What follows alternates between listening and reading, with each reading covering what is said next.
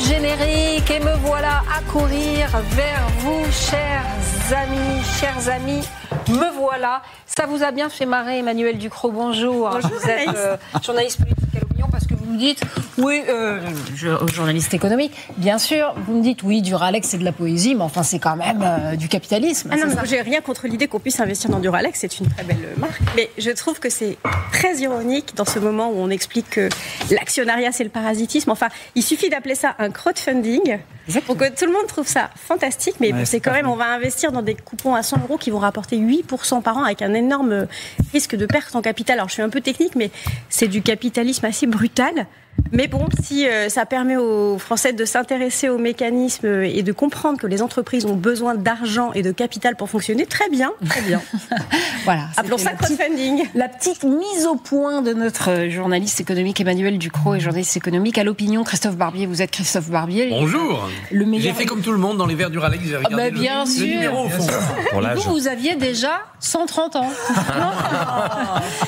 Guillaume Oda, bonjour. Quel âge du capitaine à cher la cantine, Guillaume. Le commandant de la mais table ouais, à la cantine, mais bien sûr. Vous vous ans. souvenez de ça, Stéphane Manigold, vous êtes restaurateur et président du groupe Éclore et vous êtes là pour nous éclairer. Vous vous souvenez, vous l'avez lu, vous ? Ah oui, non seulement j'ai lu, mais il nous arrive d'en avoir encore pour nos salariés. Ces verres, ils sont increvables, comme on dit. Ouais. C'est vraiment d'une qualité incassable. Ouais, incassable. Ça fait des Les économies. balancer à la cantine, ça cassait jamais ou quasiment jamais. Ouais. Il y a un autre truc qui est très cassable, c'est la réputation d'une entreprise. C'est un scandale, les amis, ce week-end qui dépasse l'entendement. Chine, le géant chinois de la fast fashion, vous en avez entendu parler dans la matinale de Jean-Baptiste Boursier avec tous nos amis Christophe. Chine, donc, est signalée à la justice française pour avoir mis en vente sur son site des poupées pédophiles, des poupées pornographiques, des corps de fillettes, vrais vagins, ours en plus. J'ai même la voix qui casse quand je lis ça. La DGCCRF parle d'un contenu à caractère pédopornographique évident. Le parquet a été saisi. L'entreprise se défend, évoque des produits tiers et promet une enquête interne. Cette affaire tombe au pire moment, évidemment, au moment où Chine, enfin au pire moment pour eux, pas pour nous, au moment où Chine inaugure cette semaine son premier magasin physique en France au BHV, en plein cœur de Paris. C'est un magasin mythique parisien. Alors, cette polémique a fait qu'il y a plusieurs marques, dont Disney, qui ont renoncé à leur partenariat avec Chine. Mais la question ce matin, c'est celle de notre degré de tolérance. Comment un tel produit a-t-il pu être mis en vente, ça déjà ? Et puis ensuite, comment un grand magasin français peut encore s'afficher aux côtés d'une marque mêlée à une telle dérive, Emmanuel ? Je ne sais pas si vous vous souvenez, Anaïs, il y a 2 semaines ou 3 semaines, on a parlé ici de Chine et des petits colis et de la surtaxe qu'il était question de leur appliquer.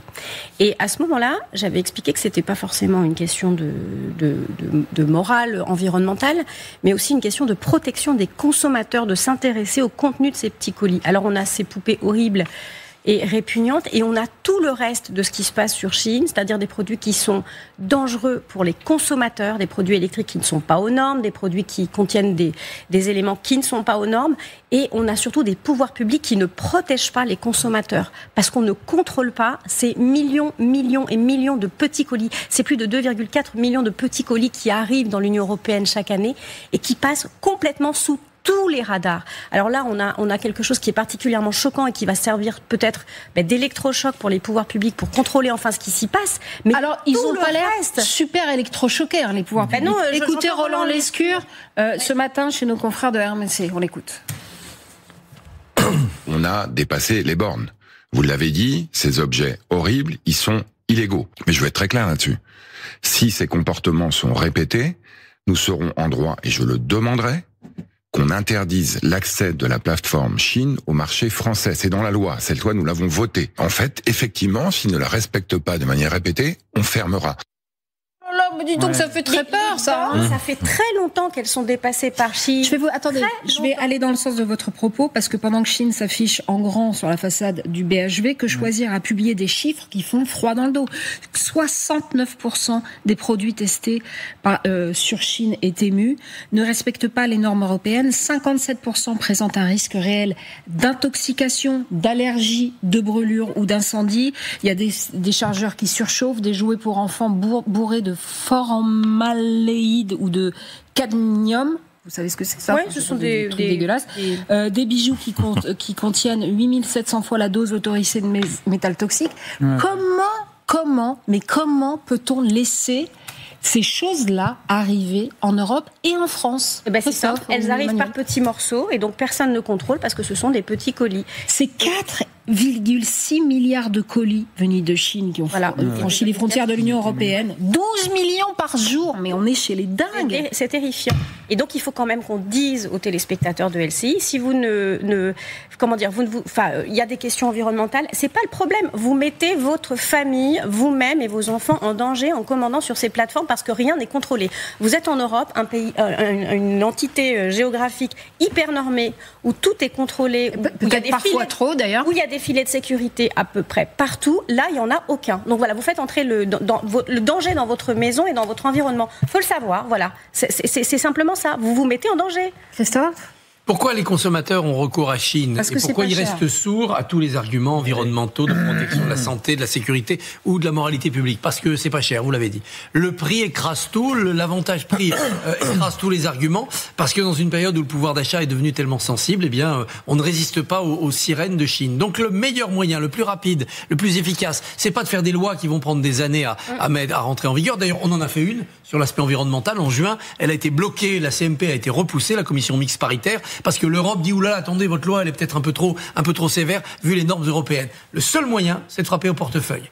Donald Trump, un colis de moins de $800, $100 de tarif douanier. Ça s'est arrêté immédiatement. Voilà. Non seulement ça s'est arrêté aux États-Unis, mais ça a déferlé sur l'Europe. Il faut bien écouler les stocks. Oui. Je pense que si Trump l'a fait...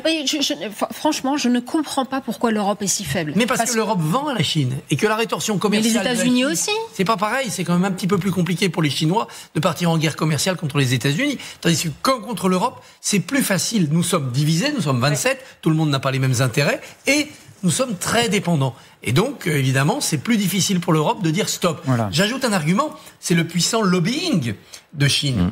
Chine... et c'est parfaitement autorisé dans notre débat démocratique, rémunère des gens pour faire valoir ses arguments. On a eu en France le cas de Christophe Castaner, ancien ministre de l'Intérieur, qui est resté de décembre à septembre dernier mais ça, c'est la honte. Comme conseiller de Chine, justement sur les données RSE, environnementales. Bon, maintenant, il est parti. Vous avez un ancien commissaire européen, qui a fait 9 ans de commissariat à Bruxelles, c'est un ancien président de Land allemand, M. Günther Oettinger, qui est conseiller chez Chine. Très précieux, évidemment, pour... à Bruxelles, faire entendre des arguments, peut-être certains d'ailleurs de bonne foi, d'autres de mauvaise foi, et permettre à Chine, pendant ce temps-là, d'écouler sa marchandise. Stéphane Manigold, c'est dégueulasse, non? Pardon, mais franchement, pas d'autres mots, en fait. Mais c'est à l'image, en fait, de notre classe politique actuelle et des débats... Mais non, mais c'est la vérité. Dans les années 80, il y avait 600 000 emplois sur le textile en France. Je viens d'une ville qui s'appelle Mulhouse en Alsace, qui avait un tissu industriel du textile. Troyes avait un tissu industriel, était un tissu industriel du textile. On a balayé politiquement par lâcheté. On a laissé la Chine envahir l'Europe par lâcheté. Par soumission, par corruption aussi. Pardon, je suis désolé. Mais bien sûr. On a beaucoup vendu aussi. Et on a accepté au fond que des matières finies, des t-shirts, des pulls arrivent sur le sol au prix où nos entreprises achetaient le tissu. C'est-à-dire qu'on a laissé faire du dumping social de la part de la Chine, qui a clairement envahi nos territoires. Leur politique, elle est très simple, c'est de tuer le commerce de proximité en subventionnant les produits qui arrivent sur le territoire, et une fois qu'ils auront tué le marché, eh bien, ils vont augmenter leur prix. En réalité, c'est un investissement que la Chine fait. Ils massacrent le tissu pour mieux contrôler les prix derrière. C'est un investissement. Vous faites de l'investissement à perte au départ. Et une fois que vous avez tué tous vos concurrents, eh bien, vous rehaussez vos prix. C'est exactement ce qui va se passer. Les petits colis de Chine, de Temu, évidemment, ne leur rapportent pas grand-chose parce que c'est des prix bas, mais leur rapportent les données. Oui, les données du consommateur. Et ça a une valeur fondamentale. Mais ils ont été taxés en septembre dernier, le 1er septembre, précisément parce que, en fait, autour des cookies et des traceurs qu'on met sur les sites qui vous permettent de consommer, d'acheter une chemise à 5 balles, pour la faire un peu simple, la CNIL a sanctionné très sévèrement la marque Chine à hauteur de 150 millions d'euros. Mais ça, c'est à l'échelle française. C'est très peu. l'Union européenne, c'est 27 pays, et puis c'est surtout le commerce extérieur, une compétence exclusive de l'Union européenne. Donc il n'y aura pas possibilité de la jouer à la Trump, pour reprendre un peu ce que vous disiez, il y a déjà des références. Si à un moment donné, on veut affronter... Non, mais il faut affronter la Chine à 27. C'est ça la problématique. On a une classe politique qui est ridicule. Absurde et ridicule. Ils se focalisent aujourd'hui sur Chine. Ils ont raison. Mais on a laissé dans le pays de la gastronomie les McDonald's, les Burger King, etc. proliférer. La malbouffe aujourd'hui, c'est 56 milliards dans ce pays. Qui se prétend être de la pays de la gastronomie? Pardon, mais le Chine de l'industrie de la nourriture, il s'appelle McDonald's en France. Oui, mais attendez, le Temu, il s'appelle Uber Eats, Deliveroo, Just Eat, etc. Donc en fait, je veux bien qu'on fasse les vierges effarouchées. Là, il y a des règles. D'abord, McDonald's pour des produits français, mais surtout il y a des règles de normes. Ah bon? C'est un mensonge. Non. Ils sont contrôlés. Je suis désolé, c'est faux. Allez sur le site de McDonald's, les steaks hachés ne viennent plus de France. C'était vrai au moment où ils ont acheté la publicité pour massacrer tous les petits commerçants qui ouvraient en disant nous on achète du pain français et de la viande chez les éleveurs. C'est faux. 70% de la viande et des steaks hachés de chez McDonald's, c'est écrit sur leur site, viennent en dehors de l'Europe. Ils ont réussi, vous voyez, ils ont réussi à extraordinaire. C'est que même vous, journalistes, vous êtes capable de dire que ça vient de France, c'est faux. Il y a des normes sanitaires. Il y a des normes sanitaires dans les restaurants. Si vous ne les respectez pas, les contrôles vous frappent. C'est tout le monde. Les poupées pédopornographiques, là c'est un viol de la loi. Oui, différent quand même. C'est une belle image, oui. Guillaume, qu'est-ce que ça veut dire en termes de relations internationales? On a commencé un peu à l'expliquer. On est dans un monde où la Chine et les États-Unis ont deux économies interpénétrées. C'est l'équivalent de 2 milliards d'euros d'échanges par jour. Effectivement, quand on est Donald Trump et qu'on applique des tarifs à la Chine et quand on est en pleine guerre commerciale et qu'on taxe l'entrée de ces colis, on peut le faire parce que, encore une fois, le marché américain est crucial pour la Chine. Évidemment, vous l'avez dit vous-même, on déverse sur la France, mais encore une fois, le commerce extérieur est une compétence exclusive de l'Union européenne. La France toute seule, avec ses petits bras, taxant à hauteur de 2 € les colis qui rentrent sur notre territoire, c'est pas possible. Pourquoi? Parce que la Chine, elle se retournera contre l'OMC ou contre la Commission européenne en disant attention, cette taxe, elle est contraire à la législation qui est en vigueur, et à la fin, on sera tapé sur le bout des doigts. Soit on se met ensemble à réfléchir à une taxe qui permet d'entrer et de taxer ces colis qui rentrent et qui déferlent sur le marché européen, soit on est condamné à un peu regarder ce qui se passe et à un moment donné, effectivement, aller dans le sens que vous décriviez, c'est-à-dire la destruction à terme et programmée d'un marché pour augmenter les prix in fine. Non, mais c'est toujours Bertrand Blier dans Le Grand Blanc et que sur Noir, cette scène où il dit on tourne en rond, merde, on tourne en rond. Non, mais il y a une possibilité. Il y a une possibilité à notre échelle parce que c'est quand même très très grave ce qui s'est passé avec les poupées qu'on vend. Ah oui. Moi, je souhaite que ça soit pas un avertissement sans frais et qu'effectivement, en fait, ce site internet soit fermé, histoire qu'on puisse à un moment donné afficher quelque chose, quitte à être attaqué in fine. 3 milliards de produits vendus par Chine en France. Quitte à être attaqué dans un second temps par Chine, ce qui permettra peut-être de détourner cette grande affiche qui trône sur le BHV, l'affiche qu'on n'aurait pas dû faire, la poupée qu'on n'aurait pas dû vendre. Moi, j'imagine qu'elle sera détournée. À la place du petit chien, on verra peut-être une poupée. Non, mais vous imaginez quand même. C'est-à-dire qu'en fait, en réalité, quand ça arrive sur un site français, il ne faut pas imaginer que c'est le fait du hasard. D'abord, le texte, il a été traduit. Poupée avec vagin, avec anus. Pardonnez-moi des termes, mais c'est comme ça que c'est expliqué.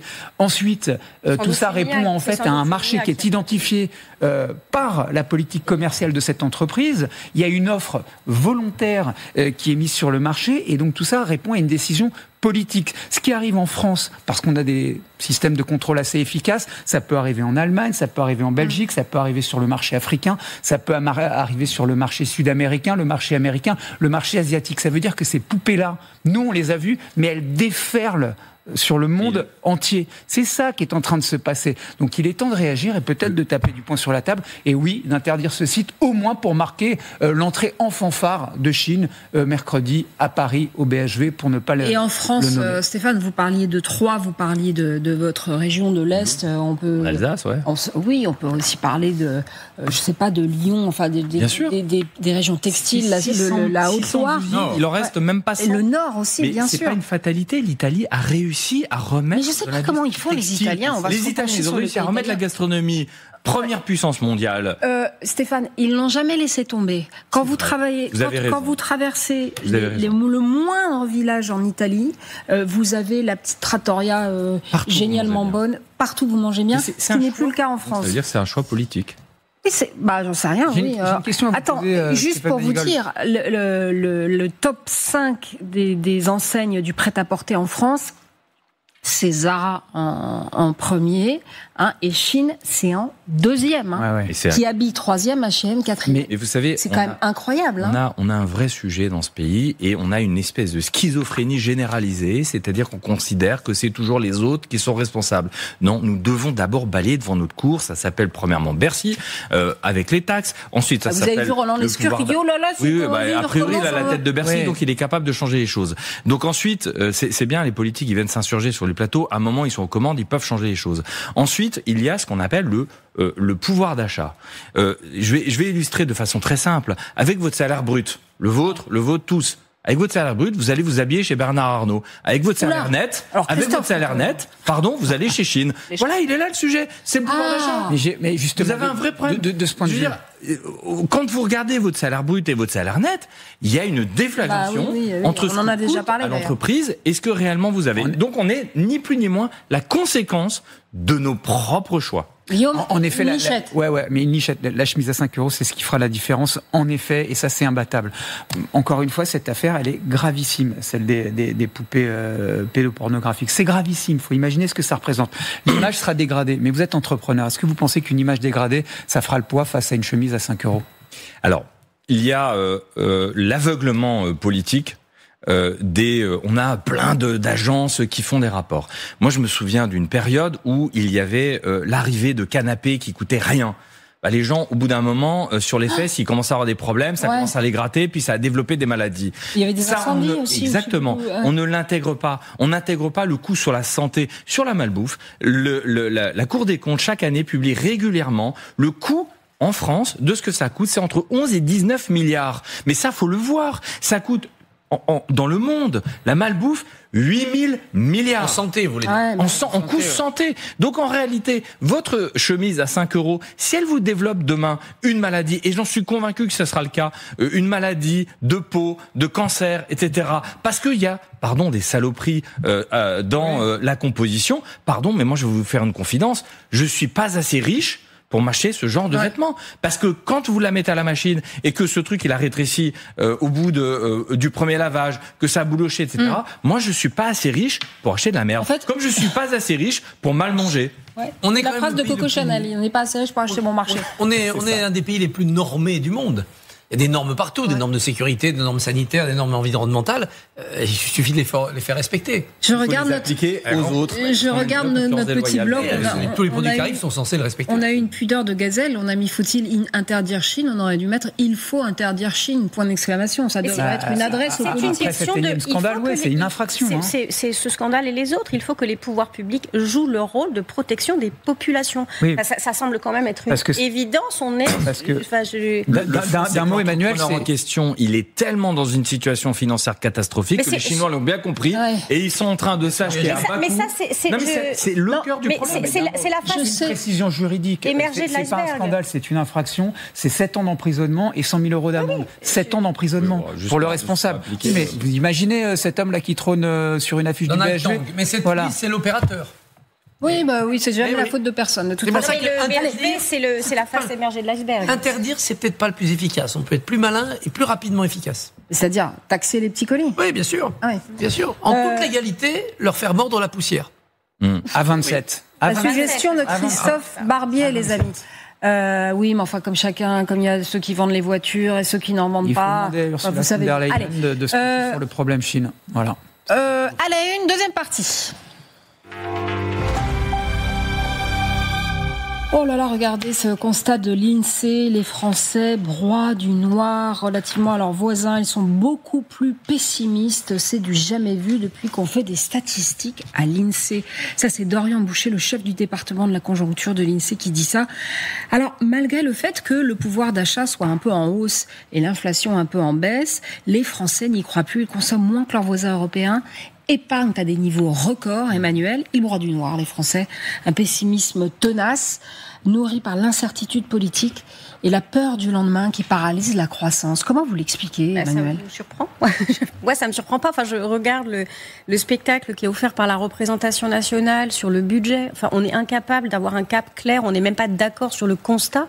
Et on sait que tout ça, finalement, se traduira, comme toujours en France, par plus de taxes et absolument aucune économie de la dépense publique. Qui paye tout ça ? C'est simplement les citoyens avec leur salaire brut et leur salaire net et leurs impôts. Enfin, je veux dire, comment est-ce que vous pouvez vous projeter dans l'avenir quand vous savez que la seule optique qui se dessine devant vous, c'est ça ? C'est pas possible. J'ai vu une députée socialiste, Christophe, regarder d'un air gourmand l'épargne des Français, avec presque la langue sur les babines, en disant slurp, slurp, on va taper là-dedans. Mais évidemment, ils sont raisonnables. Il y a de quoi rembourser la dette. Il y a aussi de quoi financer le clientélisme politique, parce que le refus de faire des économies, c'est simplement le clientélisme politique poussé à son paroxysme. Personne ne veut fâcher ses électeurs. Taux d'épargne des Français en 2025, 18,5%, c'est-à-dire un record en 45 ans. Les Français ont les chocottes, Stéphane ? En tout cas, les politiques mettent les chocottes, pour reprendre votre expression, aux Français, raison pour laquelle elle épargne. Quand vous parlez d'aller taxer les retraités, que font les retraités qui participent à tenir en fait la croissance de ce pays? Ils épargnent par peur. Les Français, ils sont pareils, ils repoussent le fait de changer leur voiture, ils vont plutôt la réparer, ils vont se dire elle est pas si mal que ça. Donc en réalité, on enraye notre propre système économique, on enraye notre propre levée de taxes, notre propre notre propre système. Quand vous taxez l'assurance vie, qui est une absurdité absolue. L'assurance vie, c'est plus de 2000 milliards qui sont consacrés. C'est l'un des placements préférés des Français. Eh bien, je vais rappeler aux nuls de l'économie, pour les nuls de l'économie qui se trouvent à l'Assemblée nationale, que dans ces 2000 milliards, il y a 1100 milliards qui sont injectés pour la dette. Et a priori, on a un problème de financement de dette. Donc c'est peut-être, plutôt que de décourager, il faut peut-être l'encourager. Il y a 880 milliards qui sont injectés dans les entreprises, pas que du CAC 40, pour irriguer les entreprises, les PME, les TPE. Donc en réalité, on considère que ça, c'est de l'improductif. Et j'ai écouté Jordan Bardella dire la même absurdité sur votre chaîne en considérant que ça, c'était improductif et qu'il fallait le taxer. Mais franchement, qui retourne pas sur les bancs de l'école, mais dans une entreprise pour se rendre compte à quel point c'est productif On s'était déjà dit que le niveau de certains députés, Christophe, sur l'économie est franchement, comment dirais-je... Contrefait, bien sûr, d'abord parce qu'ils n'ont pas d'expérience en entreprise, parce qu'ils sont pris aussi dans le clientélisme. Comment ne pas fâcher mes électeurs ? Allez, les politiques, on les a habillés pour l'hiver. Et si on regardait les Français ? Il y a quand même du paradoxe, là. Les Français épargnent parce qu'ils se disent « Oh là là, ma retraite sera très faible, le système va s'effondrer, donc j'épargne ». Et quand on leur dit, écoutez, vous pouvez sauver le système de retraite. Vous allez partir à 64 ans, vous allez peut-être travailler 39 heures par semaine. Allez, on se retrousse les manches et on s'y dit, ah non, on veut pas. Ah non, pas question, on veut pas. C'est-à-dire que si on veut l'espoir, faut faire l'effort. C'est-à-dire, si on se bouge tous et qu'on dit, on va redresser ce pays, vous verrez qu'assez vite, on va se dire, mais oui, ça marche. Et on peut se recréer un horizon. Ce qu'on fait tous les pays du Sud de l'Europe. Exactement. Vous savez, ce qu'on a tellement moqué en les appelant le Club Med, on les appelait le pays du Club Med. Finalement, le Club Med s'est retrouvé. Il y avait les rigoureux et les austères en or, et il y avait les sudistes qui étaient le Club Med. Voilà. 67 ans en Italie. Ils s'y sont mis, ça a duré 10 ans. Et ça paye. Et la ministre italienne à l'époque des ministres des Finances qui avait annoncé du sang et des larmes en larmes. Et d'ailleurs, c'est ce qu'ils ont vécu. Nous rappellent souvent nos amis. Et la Grèce et le Portugal qui ont vécu des moments très difficiles. Ça a été dur, mais sans comparaison aucune avec des périodes de reconstruction après des guerres ou de privation. On n'est quand même pas passé, parce qu'il y avait l'Europe, parce que la situation n'était pas si grave, on n'est pas passé par des catastrophes humanitaires dans ce processus de redressement. La France, telle qu'elle est aujourd'hui, si elle veut se redresser, elle peut le faire avec souffrance, avec effort, avec douleur, mais sans que ça soit inhumain. Mais pourquoi on ne veut pas les faire, Christophe ? On est arrogant, on dit qu'on va s'en sortir mieux que tout le monde. Non, je pense qu'il y a deux choses. Il y a une forme de fatigue démographique, parce qu'on est un pays quand même un peu usé par son histoire, et puis par son démographique, oui. Mais tout le monde est fatigué démographiquement. Oui, écoutez, arrêtons d'être fatigués, mettons-nous un coup de pied aux fesses le matin, ça ira mieux. Mais c'est vrai qu'il y a aussi un manque d'entraînement. C'est-à-dire que pour que cet effort collectif prenne un sens, il faut que les gens se disent, j'ai compris la stratégie, j'ai compris l'horizon, j'adhère et je me lève. Emmanuel. Je crois qu'il ne faut pas fermer le sujet ou prendre en tout cas les Français pour des imbéciles en fermant le sujet en disant la retraite à 62 ans c'est n'importe quoi. Je pense qu'on peut leur dire oui c'est possible à 62 ans. Mais voilà les arbitrages qu'il va falloir faire. Ouais, voilà les arbitrages sur l'assurance chômage, sur les arrêts maladie intempestifs que la Cour des comptes relève chaque année. À un moment, soit quand vous travaillez, on vide vos droits, en tout cas ceux qui en abusent, on resserre la vis. Et effectivement, vous allez pouvoir partir plus tôt, parce que quand vous avez une période de chômage de 2 ans et 3 fois ou 4 fois cette période de 2 ans, ce qui fait 8 ou 10 ans sur votre vie de travail, ou y compris pendant la période de chômage, vous cotisez pour votre retraite, c'est dire, c'est possible, 62 ans. Mais il faut dire la vérité. Il faut dire qu'on va saigner l'assurance chômage, on va passer de 18 mois à 6 mois, que les secteurs en tension, c'est 2 jours d'assurance chômage, pas plus, parce qu'en fait, il y a qu'à traverser la rue pour trouver du travail, et que quand on a 80 secteurs en tension dans le pays, on peut pas se payer le luxe de protéger 18 mois. On peut le faire, mais il faut avoir un discours courageux et de vérité, et rentrer dans le nerf. Dire oui, 62 ans, c'est possible, les socialistes. Oui, la gauche, c'est possible. Mais voilà ce qu'il va falloir faire en Emmanuel, face. Je vais dire simplement autrement ce que vient de dire Stéphane Mandigold. On a un double problème. On a un problème de la culture du « j'y ai droit ». J'ai droit à ceci, j'ai droit à cela, j'ai droit à ce qu'on finance aussi. Et on n'a pas les devoirs qui vont avec. Et on a un problème énorme d'inculture économique, parce que tout le monde pense que ce j'y ai droit, il est magique. C'est-à-dire qu'on ne sait pas où sont les circuits de l'argent et de la finance publique, et qui finance et qui paie quoi. En l'occurrence, c'est la dette qui finance notre culture du j'y ai droit, et ça ne peut pas durer. C'est pas le travail. Voilà, donc il y a un moment où si on remet de l'enseignement de l'économie, où les gens comprennent que l'argent ne tombe pas du ciel et qu'il est magique, et que l'argent de la collectivité, c'est le nôtre. C'est notre bien commun. C'est le nôtre, c'est celui de chacun d'entre nous. Je pense que peut-être on a une chance de changer les... Encore faut-il être clair. Moi, j'ai une question à vous poser, parce que vous parliez de stratégie de clarification. On voit bien que à l'Assemblée, le gouvernement ne parvient pas à freiner la frénésie fiscale des oppositions. Je vous ai entendu avec beaucoup d'intérêt sur les socialistes. À quoi joue-t-il? Quelle partition? Mais également le RN. Il y a la ligne Le Pen, il y a la ligne Bardella. On taxe les multinationales à l'Assemblée nationale. On propose un impôt sur la fortune improductive. Ça va durer combien de temps, c'est en même temps du côté du RN? C'était en même temps que le RN explique, en disant d'abord on s'en prend à tout ce qui est mondialisation parce qu'on n'est pas en accord philosophique avec ça, et on s'en prend à tout ce qui peut ressembler à de la fraude, à de l'optimisation excessive. Mais on ne s'en prend pas aux impôts du travail. Il a du mal à expliquer cette nuance, ça apparaît en effet un peu comme une schizophrénie. Ça va durer au moins jusqu'à la fin de l'année. Et selon le sort du budget, peut-être plus. Mais si le budget est appliqué par ordonnance, le gouvernement reviendra à son texte initial, plus les amendements qu'il aura choisis pour des raisons de protection politique, pour éviter la censure. Si on revient dans l'assiette de nos concitoyens, regardez, ils disent qu'ils consomment moins de fruits, de légumes, de viande, c'est-à-dire ce qu'il y a de plus cher, et ils se tournent vers les œufs, les pâtes préparées. On les écoute, les Français, on a tendu notre micro. La farine, les œufs, le lait, ça a vraiment pris une grosse ampleur. Après, on n'a pas le choix, il faut bien qu'on se nourrisse, donc on achète. Les tomates, on pouvait les trouver encore il y a quelques temps à 1 euro, 1,50 € le kilo. Maintenant, c'est 4 € minimum. C'est toujours aussi cher. Les produits de base ne devraient pas être chers pour tout le monde. Ça devrait être, tout le monde devrait pouvoir se les payer.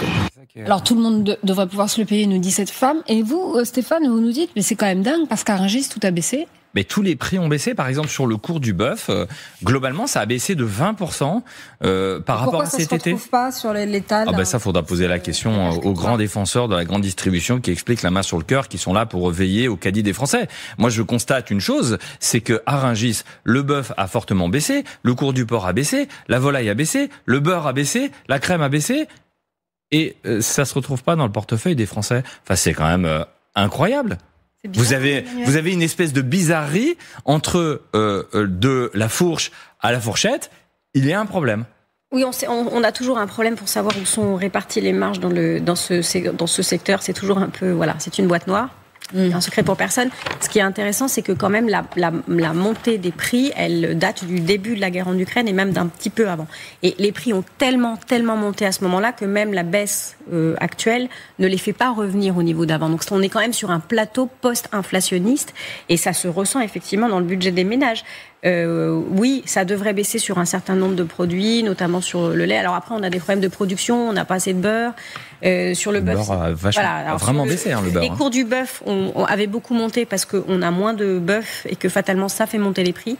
Donc on a des problèmes qui sont sectoriels sur les œufs. On a aussi des problèmes de fourniture parce que c'est un produit qui est tellement peu cher, une protéine de bonne qualité peu chère, c'est une consommation qui a explosé, donc on a du mal à se fournir en neuf. Enfin, vous voyez, on a d'autres problèmes qui se surajoutent dans ces chaînes de fourniture qui sont des problèmes de production, parce que là aussi, on a saboté un appareil productif agricole. On a surtout mis. Oui, je sais, c'est une grosse fatigue. Grosse fatigue. Et alors, encore plus grosse fatigue, vous restez avec nous, Stéphane Manigold, parce que c'est l'heure du carton rouge. Alors, vous avez économisé tous les 4 toute votre vie pour vous offrir un petit coin de vacances, un refuge pour votre retraite, un studio à la mer ou à la montagne. Et ben, paf! Ça y est, les taxes flambent à partir d'aujourd'hui. Il va nous coûter plus cher. Plus de 1600 communes augmentent la surtaxe sur la résidence secondaire jusqu'à près de 60% dans les villes tendues. Beaucoup de maires l'avouent, c'est surtout pour remplir les caisses, évidemment. C'est un impôt juste ou un impôt jaloux, Emmanuel ? Je suis partagée sur cette question-là. Comment dire ? Quand vous avez plusieurs biens, bon voilà, on peut estimer que vous faites partie des Français favorisés. On a un autre problème dans notre pays, c'est celui de l'accès à au premier achat immobilier. C'est-à-dire qu'on est dans la zone de tension est de plus en plus large en France. On construit pas assez de logements. On a évoqué ça avec le logement social la semaine dernière. Alors effectivement, le propriétaire de résidence secondaire qui est généralement dans une zone attractive par ailleurs, où des gens vivent au quotidien et n'arrivent pas à se loger, c'est la cible idéale pour une nouvelle taxe. On écoute Christian Jean-Jean, le maire de Palavas-les-Flots, qui lui est pour cette surtaxe. On l'écoute. Ça va nous permettre d'acheter des immeubles pour faire construire des logements sociaux pour loger des Palavasiens qui malheureusement ne trouvent plus de logement à Launay. Alors, réponse du berger à la bergère, les propriétaires de résidences secondaires à Villefranche-sur-Mer dans les Alpes-Maritimes, alors eux, ils comprennent pas, on les écoute. Je vois pas pourquoi la municipalité nous a matraqués sans explication à ce point. On n'a même pas les mêmes avantages que les gens qui habitent là. On dépense autant d'argent que les résidents normaux ici, quoi. Ça représente quand même une certaine somme. Mettre des infrastructures nouvelles pour les enfants, pour tout le monde, ça paraît logique. Et qu'il faille les financer, ça paraît logique aussi. Maintenant, peut-être que de 62%, ça fait beaucoup. Cette surtaxe, Christophe, elle permet réellement de détendre le marché immobilier ou est-ce que c'est une manière de compenser la fin de la taxe d'habitation sans effet sur les prix ? C'est votre deuxième explication qui est la bonne, c'est que les gens ils payent les résidences secondaires parce que la taxe d'habitation a disparu et que les communes ont besoin de recettes. C'est pas pour ça qu'ils vont s'en aller, revendre leurs biens, que ça va faire baisser les prix et permettre aux locaux de se loger. Non, ce qu'ils vont peut-être faire, c'est moins dépenser sur place. Ils ne votent pas. Alors certains amorcent un mouvement d'inscription sur les listes électorales. Il faut être inscrit sur les listes électorales, on peut le faire jusqu'à un certain délai, pour justement pouvoir voter, voire faire des listes, pour dire, vous voulez nous taxer, on va prendre le pouvoir dans la commune, on est très nombreux, ou du moins on va peser. Et là, les maires vont peut-être commencer à réfléchir. Non, je pense que ça n'aura pas d'effet vertueux sur l'assouplissement, la circulation des biens immobiliers, la facilité pour les locaux à se loger moins cher. En revanche, il peut y avoir une perte de recettes pour les commerçants locaux, parce que les résidents secondaires qui ont payé la surtaxe, ils arriveront peut-être avec le coffre plein, les supermarchés, ils n'achèteront plus aux commerçants locaux. Le gouvernement parle de justice territoriale, mais quand une commune comme Saint-Zacharie ou Saint-Chamas taxe à 60%, est-ce qu'on ne pénalise pas les classes moyennes qui ont simplement épargné pour s'acheter un petit pied-à-terre, quoi ? Je distingue deux choses. Celui qui a une résidence secondaire pour profiter, partir en vacances, et celui qui a bénéficié des largesses de la fiscalité via le géant américain de plateformes en ligne pour louer ce type de résidence. On a quand même vachement favorisé dans ce pays. Alors ça a été réglé avec la loi Le Meur, qui a changé la fiscalité sur Airbnb, les plateformes qui mettent des locations. Pourquoi ? Parce qu'on s'est rendu compte que nos propres salariés dans les grandes villes, sur le littoral, ne pouvaient plus se loger. Ça, là, vous parlez en tant que patron de restaurant, c'est-à-dire que vous en tant que patron tout court, parce que tous ceux qui ont des commerces sur le littoral ne pouvaient pas embaucher parce qu'il n'y avait pas de logement disponible et qu'il y avait une pression très forte. Je vais vous illustrer à Paris, quand vous avez le plafonnement du loyer, globalement un 30 mètres carrés avec le plafonnement du loyer, les 20% en plus, ça vous coûte entre 900 et 1000 euros. Voilà le vrai prix d'un loyer avec le plafonnement. Or, il y a eu une fiscalité tellement avantageuse sur le saisonnier. ce même logement, vous avez un rendement de 4 000, 5 000 euros tous les mois, quand sur le marché normal, vous l'aviez à 900 euros. Donc en fait, les mêmes qui se plaignaient en disant « mon fils ou ma fille, je n'arrive pas à la loger, c'est un scandale », c'est le même qui avait un logement sur Airbnb. Non, on était quand même chez les dingues. Donc heureusement que la loi Le Maire est venue concilier cela. Je pense que jusqu'à ce que les personnes se rendent compte qu'il y a eu un vrai dérèglement pour les salariés les plus modestes dans ce pays, eh bien, il va se passer encore un peu de temps. Je suis plutôt confiant parce que je pense que ceux qui avaient une fiscalité ultra avantageuse vont finir par remettre, puisqu'elle est équilibrée maintenant, au même niveau que ceux qui louent en long terme. Je pense que à moyen terme, on va retrouver un atterrissage beaucoup plus réaliste et on aura plus de logements sur le marché du long terme. J'ai deux autres questions. Sur cette surtaxe, Emmanuel, est-ce qu'elle ne révèle pas le désengagement de l'État qui pousse les maires, en quelque sorte, à faire les poches de leurs contribuables ? Et on a expliqué aux collectivités territoriales qu'elles allaient devoir trouver des économies, elles aussi. Alors, on ne sait même plus à quel niveau on en est exactement avec le nouveau budget, mais c'était une évidence qu'il fallait aussi qu'elles fassent des économies. Oui, c'est très bien expliqué. Hein, le propriétaire de résidence secondaire, c'est une clientèle captive. Il va effectivement pas remettre son bien sur le marché parce qu'il a épargné pour l'avoir et puis que c'est son petit luxe, donc il va pas l'abandonner. Et puis par ailleurs, il y a un marché qui est totalement figé. Donc vous avez là la clientèle idéale pour taxer. Oui. Alors on pourrait être un peu plus subtil, faire une taxe. Merci Christophe. Pas plus subtil que vous, plus subtil que cette taxe. Pas plus subtil qu'Emmanuel, ça c'est pas possible. Non, c'est pas possible. Mais plus subtil que les élus qui font plus 60%, si c'est possible. Par exemple, si de votre résidence secondaire, vous y allez 120 jours par an, vous participez à l'économie locale, parce que 120 fois, vous venez vous consommer. Si vous y allez 15 jours par an, là, vous fixez un bien, vous le bloquez et vous apportez pas de richesse. Est-ce qu'on pourrait pas faire une espèce d'échelle proportionnelle à l'occupation ? Oh là, c'est surestimer le bon sens. C'est une sorte de pointeuse fiscale. Non, mais ça, vous donnez des idées à une administration qui n'en manque déjà pas, Christophe. Ça existe, ce genre de mécanisme pour les frontaliers, par exemple. On calcule leur nombre de nuitées pour la fiscalité. Mais est-ce que c'est pas deux France qu'on est en train qui sont en train de s'installer durablement? Oui, c'est-à-dire une France des propriétaires du littoral et celle des habitants à l'année. En fait, deux personnes deux profils qui habitent le même endroit, mais qui vraiment n'en ont pas les mêmes, la même occupation, parce que ça vide les écoles, parce que. Il faut le dire. Vous prenez l'île de Ré. L'île de Ré, c'est blindé l'été pendant les vacances, et puis derrière, il y a quasiment plus d'habitants, il y a plus de vie. Tout le secteur de La Rochelle, c'est un peu la même chose. Donc vous prenez le littoral ou le sud, il y a des bouleversements terribles. C'est-à-dire que d'un coup, la population, elle fait x10, alors que le reste de l'année, il n'y a pas de vie locale. Et puis les urbains, les Parisiens, quand ils arrivent dans ces villes, ils disent comment ça se fait qu'il n'y a pas de boulangerie quand je viens en hiver? Oui, mais en même temps, il n'y a pas d'activité. C'est vrai pour les stations de sport d'hiver aussi. C'est vrai pour les stations de sport d'hiver. L'effet de morte saison est amplifié. Ils ont réussi quand même cette transformation assez extraordinaire, les stations de sport d'hiver, parce qu'ils voient bien que la neige, il y en a un petit peu moins, et donc ils ont réussi à faire une transformation l'été et à amener une vie l'été, et c'est vrai que c'est plutôt sympathique et agréable d'aller. L'été va de juin à fin septembre. En tout cas, on constate quand même le grand retour d'un impôt qu'on croyait oublié. La taxe d'habitation, c'était Macron. Qu'est-ce que ça dit du macronisme, encore une fois? L'un des derniers. D'abord que sans doute la suppression de la taxe d'habitation qui a été très populaire, on n'a pas vu de manifestation. Tout le monde était heureux. Oui. Elle a été contre-performante. Il y a eu un effet pervers parce que la brutalisation des collectivités locales amène cela. Et puis ce que ça montre aussi, c'est que l'ingéniosité fiscale française est plus forte que le réformisme. C'est pour ça que votre usine à gaz par tranche de jours, machin, ça va leur plaire. À l'échelle de municipalité, avec quelques bureaucrates supplémentaires. Plus vous venez dans votre résidence secondaire, moins vous payez. Mais il faut être honnête sur le. Il faut un pointeur pour ça. Il faut quelqu'un qui note. Comment vous faites? Vous avez un contrôle holographique, les mains derrière comme quand on rentre à TF1, avec le compteur électrique. Un pointeur. Il faut quand même laisser le crédit que l'État gère plutôt bien ses finances. Et c'est celui qui a stabilisé. C'est une vanne. Non, mais attendez. Si, non, c'est vrai. Les chiffres sont clairs. L'État gère plutôt bien son budget. Et c'est les collectivités qui, aujourd'hui, ont fait x5. Oh non, mais si. Mais non. C'est le rapport de la Cour des comptes. Pas du tout. Que le rapport de la Cour des comptes, Emmanuel. Les maires se disaient financièrement. Sur les dépenses des collectivités et les moyens des collectivités, les embauches, etc. Compte tenu du transfert de compétences, la baisse au niveau de l'État aurait dû être beaucoup plus importante. C'est vrai. On a augmenté le nombre de fonctionnaires alors qu'on a cessé de déplacer déplacer des activités, soit en les transférant en collectivité locale, soit en les numérisant. C'est-à-dire, c'est l'usager qui fait le boulot. En tout cas, juste pour être un peu désagréable, la taxe d'habitation, c'est en novembre. Je pense que ça va arriver dans les boîtes aux lettres d'ici peu.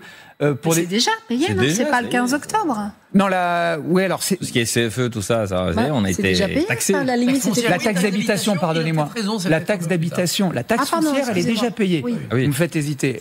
La taxe d'habitation, on va se la prendre en novembre. Oui. Et pour des villes comme Annecy, comme Biarritz, comme Paris ou comme Saint-Trope, puisqu'on en parlait, il faut s'attendre en moyenne à une augmentation de 250 à 900 euros. Donc encore une fois, ça va un petit peu faire mal, ça risque d'être salé. Il y aura un moment où il faut que les citoyens, j'ai des marottes, moi j'ai un marteau, un clou, il faut un moment que les citoyens se préoccupent de la façon dont on gère leur argent. Les conseils municipaux, c'est public. Faut y aller, faut aller voir ce qui est voté dans les conseils municipaux. Mais comme l'Assemblée nationale. Exactement, mais c'est de la démocratie, locale. La plupart des mairies font plutôt bien le job, pour le coup, vraiment de manière assez parcimonieuse. Mais il faut aller voir parce que c'est public. Donc là, les maires font moins n'importe quoi quand le public est dans la salle. Ce qu'on retient de cette partie, c'est aller voir les conseils municipaux, aller voir comment l'argent est dépensé, et puis. Que la montagne est belle. Non, que la montagne est belle, Christophe. Ça c'est l'été, l'hiver. Et pourtant, que la montagne est belle. Bon, allez, on se retrouve dans un instant. Il faut y mettre sa résidence principale. Voilà, exactement. On se retrouve dans un instant. Le succès fou du Puy du Fou dans un instant sur LCI. De retour sur le plateau, dans toute liberté, ça fait du bien la liberté les amis. Le Gaulois qui s'est fait doubler par le Vendéen, c'est le succès fou du Puy du Fou avec 3 millions de visiteurs en 2025. Le Puy du Fou vient de passer devant le parc Astérix. Il devient le 2e parc de divertissement le plus visité en France, juste après Disney. Un exploit pour un lieu qui n'a pas de montagne russe ou de mascotte, mais des chevaliers, des mousquetaires et des batailles épiques. Le parc Vendéen poursuit sa conquête aussi. Il va faire la tournée des Zéniths, les nouveaux sites en Angleterre. Et ça, Emmanuel, ça vous plaît ? Ça m'a amusé parce qu'il y a un procès politique permanent fait au Puy du Fou sur le fait que c'est pas la réalité historique, que c'est une conception biaisée de l'histoire. Bah oui, ça s'appelle de la fantaisie. Donc oui, c'est du Moyen-Âge fantaisie, de l'héroïque fantaisie, ce qu'on veut. Et je trouve ça particulièrement savoureux qu'on n'arrive pas à se réjouir d'un succès, pour le coup, extrêmement français, un bon savoir-faire qui s'exporte. Parce que ça marche très très bien aussi hors de nos frontières. En Espagne, ils vendent des concepts qui fonctionnent extrêmement bien, qui sont réputés pour leur grande qualité. Alors, je suis toujours un peu surprise qu'on leur reproche de ne pas enseigner l'histoire comme on l'enseignerait au collège. Moi, personnellement, je me suis pas sentie beaucoup plus forte en histoire latine après avoir été chez Astérix, et je suis toujours nulle sur la vie des souris après avoir été chez Disney. Donc, je trouve que ce reproche est quand même idéologique et bête, alors que la vie des visiteurs est généralement enthousiaste après une visite. Très enthousiaste.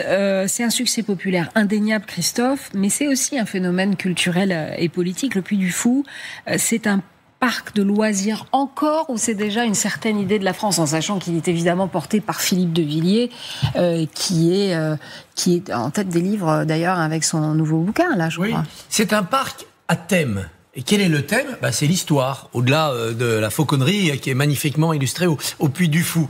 Et dans cette histoire, chacun peut voir le récit qu'il veut. Il y a par exemple cette Ciné-Cénie, qui est un spectacle originel avec une participation de la population. C'est absolument extraordinaire. Non mais c'est extraordinaire. C'est inouï. Pardon. C'est unique au monde. Faut tous aller au Autant de bénévoles pour une reconstitution, une fresque. Guillaume Audat va filer au Puy du Fou. Vous avez une course de chars qui est très spectaculaire, mais dont le thème de l'histoire, c'est de vous expliquer en clair comment les Gaulois ont christianisé les Romains. C'est pas très historique, ça. La religion chrétienne est plutôt venue dans l'autre sens. Vous avez une tranchée de 1914. C'est extrêmement impressionnant et à mon avis très utile pour les jeunes générations de se rendre compte de ce que c'était cette guerre-là. On retrouve ça au musée de Meaux. Et puis vous avez évidemment l'évocation de la Révolution française, de la guerre de Vendée. Et là, en effet, on peut contester historiquement la vision qui est faite du rapport de force républicain royaliste, même si ça a été une boucherie colossale. Maintenant, c'est une formidable réussite française qui est fondée sur quoi ? Sur les talents. Oui, les talents de l'artisan d'art qui est au coin d'une échoppe à faire de la ferronnerie, jusqu'à celui qui va piloter des matériels électroniques extrêmement performants pour réussir le spectacle nocturne, qui est un spectacle sur un lac qui est prodigieux. Et au-dessus de tout ça, du talent, et j'en termine là, Mais non, mais terminez pas, c'est génial. Il y a de la poésie. La poésie. L'une de leurs dernières attractions, grandement récompensée, qui est une sorte de film en noir et blanc qui raconte, avec un décor qui défile, une histoire d'amour. C'est d'une beauté. Il y a de l'amour, en effet. Et là, toutes les idéologies s'effondrent, tous les débats, toutes les polémiques s'évaporent. C'est juste beau et émouvant. Écoutez, et ce succès est mérité. Écoutez, les spectateurs du Puy du Fou, ils sont comme vous, très enthousiastes, Christophe. Tous ces chevaux, enfin c'est magnifique. Quoi. C'est vrai, moi je suis encore sur l'émotion, vous voyez. Extraordinaire, c'était vraiment sensationnel. J'ai jamais vu aussi bien, c'était vraiment top du top. Oh là là, c'est magnifique, regardez c'est l'exaltation, c'est vrai, d'un récit, c'est une histoire, c'est un roman national qui fait de châteaux, de chevaliers, de vautours. Il y a le retour réel aussi du religieux derrière ça, parce que c'est quand même porté par Philippe de Villiers, un catholicisme traditionnel, on va le dire comme ça, mais c'est aussi une formidable politique tarifaire. C'est 46 €. Pour entrer en fait au Puy du Fou. C'est beaucoup moins cher que 65 € pour Astérix, 93 à 130 € pour Disneyland. Vous imaginez quand vous partez en famille là-bas. Donc il y a aussi cet argument qui joue. Formidable expansion. Et puis c'est un lieu d'histoire d'amour. Un certain Bruno Retailleau a rencontré son épouse en 1977-78. aussi, Bruno. Il participait à cette formidable cinécénie, ce spectacle équestre fabuleux. Il était bénévole, il a rencontré sa femme là-bas. Donc il y a de grandes histoires, peut-être nationales. Le roman national s'écrira peut-être, ou en tout cas c'est déjà peut-être. D'ailleurs, le défi de ce type d'attraction, c'est d'arriver au bout de la génération des fondateurs et de trouver un deuxième ou un troisième souffle. Et puis de se renouveler. Stéphane, qu'est-ce que ça dit, ce succès ? C'est un simple exploit marketing ou c'est aussi un vrai besoin de récit collectif? Moi, j'ai envie de dire vive la France. Ouais. Parce que quand on critique à juste titre l'arrivée de Chine en France qui détruit l'emploi, etc., là on a quelque chose qui fait rayonner à la fois la France, mais aussi le territoire. Quand on regarde les chiffres, ils sont assez clairs. C'est 2,6 millions de visiteurs chaque année au Puy du Fou. Ça rapporte 140 millions de chiffre d'affaires rien que sur le Puy du Fou. Mais quand on regarde le rayonnement sur l'économie locale, c'est 400 millions d'euros qui sont irrigués dans les territoires et pour le rayonnement de l'attractivité du tourisme et en local. Moi, je dis franchement, c'est génial pour la vitalité de nos territoires, pour la vitalité de l'agriculture, parce que toutes ces personnes-là vont déjeuner, dîner, consommer, ramener des souvenirs. Et c'est du Made in France. Donc on peut que se féliciter d'avoir ce genre d'événement en France. Maintenant, il y a l'innovation. Ils ont tenté un développement dans le cinéma avec un film qui a fait son parcours. Ils avaient un projet de train itinérant dans les grandes villes de France, une sorte d'Orient Express du Puy du Fou. Je ne sais pas si ça s'est développé, mais c'était aussi au cœur de la gastronomie et des produits français. Allez, tous au Puy du Fou. C'est maintenant l'heure de notre coup de chapeau sur LCI. Alors, de Koh-Lanta au Guinness Book des records, il n'y a parfois qu'un pas, une petite foulée même. Cette performance hors norme, c'est Dorian Louvet qui l'a réalisée. Tenez-vous bien, cet ancien candidat de Koh-Lanta, il est content comme tout, parce que figurez-vous qu'il a fait 7 marathons en un an, comme vous, Christophe, à l'antenne.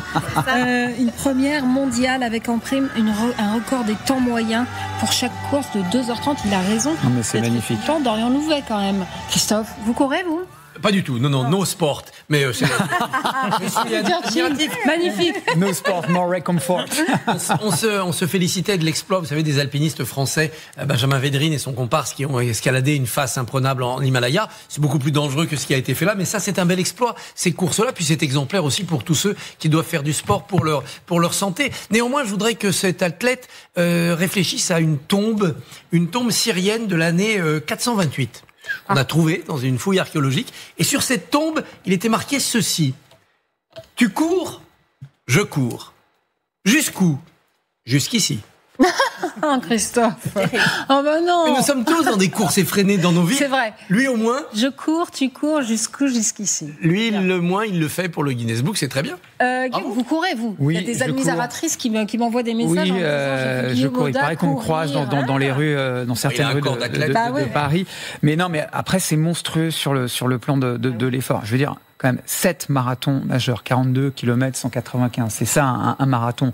En moins de 2h30, ça veut dire qu'en fait vous courez une moyenne de 17 km/h en continu pendant 42 km. Donc toutes ça les c'est énorme. Toutes les 7 semaines. Sauf qu'à un moment donné, il s'est passé en fait le marathon de Boston, qui est une course majeure, et le marathon de Londres, 2 marathons en une semaine. Vous imaginez la récupération, préparation, c'est un niveau d'athlétisme et d'athlète qui est absolument monumental. Lui, il a dit qu'en fait, c'était pour partager de l'émotion, pour partager une envie de courir. Ça devrait donner aux Français l'envie peut-être de courir davantage. Moi, je me suis inscrit à une course très unie, une course qui aura lieu le 9 novembre prochain. Je propose tous d'y participer entre le Stade de France et l'Hôtel de Ville. Très unis en marge des commémorations du 13 novembre. 15 km, on porte un dossard et on se rappelle à quel point ce pays a été frappé le 13 novembre 2015, c'était il y a 10 ans, mais à quel point aussi on peut se relever. C'était ça aussi une partie de ce défi qui a été celui de ce jeune Dorian, 36 ans. Franchement, c'est assez fabuleux. Si ça donne envie aux gens de courir, il faut y aller. Stéphane, vous faites pas de course ou... Sur tapis, hier soir. C'est pas si mal. Un peu de boxe aussi en salle, donc ouais. Et sur la course, moi je le vois dans les entreprises, on a de plus en plus de salariés qui font les 20 km de Paris ensemble, ou le marathon ensemble, et ils sont portés. Alors ils se mettent des challenges et c'est plutôt bien. Mais j'avais suivi il y a 2 ans. Le Français Pascal Piche qui avait fait 117 Ironman en statique. Alors, c'est en 365 jours. Hein. Pour rappel, un Ironman c'est 3,8 km de natation, 180 km de vélo et 42,2 km de course. Donc en fait, comment vous faites ça de la natation en statique? C'est pour ça que ça s'appelle un Ironman. Et lui, dans sa baignoire, sur tapis. Alors, oui, c'était exactement. Et puis avec un vélo d'appartement, dans une séance de nage et sur un vélo statique, mais faut déjà, moi j'en fais pas un. Hein. Non, mais on va aller s'inscrire. On va aller s'inscrire tous les 4 avec Stéphane. Visiblement, on a un petit défi lancé par Guillaume. Allez, on le fait. Le 9 novembre prochain. Non, mais c'est une très belle course. On a 8 jours. Il y a aussi la possibilité de marcher en réalité. Ok, nous on va faire ça. On va faire ça. On va le faire à pied. Une belle balade et de commémorer ensemble et unis, très unis. Comment ça s'appelle? Très unis. Très unis. Course pour la liberté. On le fait, Christophe? Il y a marche et course. Allez, nous on fait la marche. On fait la marche. C'est une petite balade en cette Merci beaucoup à tous de votre fidélité. On se retrouve demain à 9h.